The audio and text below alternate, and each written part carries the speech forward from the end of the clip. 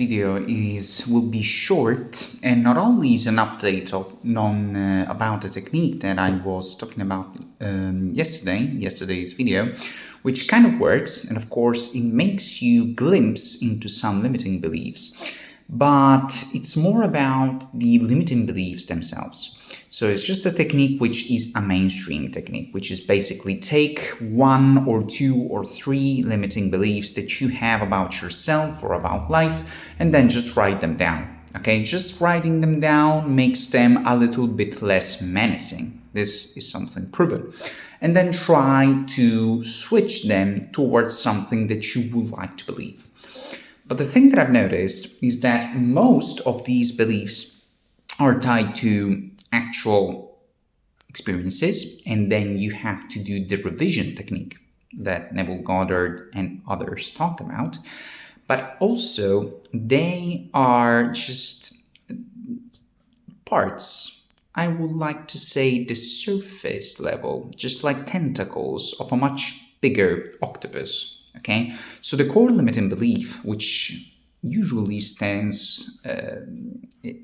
derives from trauma, is under these more on the surface, more noticeable things.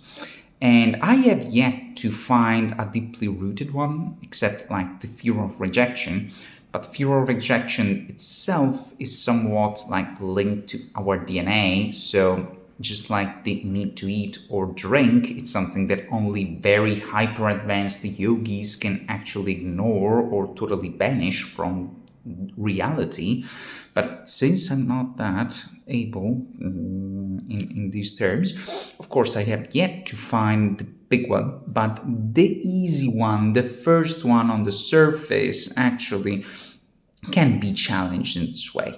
So you write them down and you try to affirm something, not affirm, but write also something that counteracts them or something that actually suits them up. Okay, you can do both ways. But the point is to try to dig deeper, so not only to the experience, okay, and try to revise the actual experience, but also just try to find if they are tentacles of a much bigger creature. This is what I want to emphasize. So when we first have like limiting beliefs, maybe there's something else down there, okay? And that's where we want to go. But the technique and the exercise, it's pretty simple. You have your timer, you watch your thoughts, you try to watch your thoughts and pinpoint the ones that actually can come from limiting beliefs. Then the limiting belief has to be examined, and then you basically just try to write the counter things against it. And maybe you have to try to do it more times of the day. So for me, like, I think that I have to do it a lot. Okay, every day, like I have an limiting belief, so whatever, I can get fat if I eat too much, or I'm not disciplined, okay?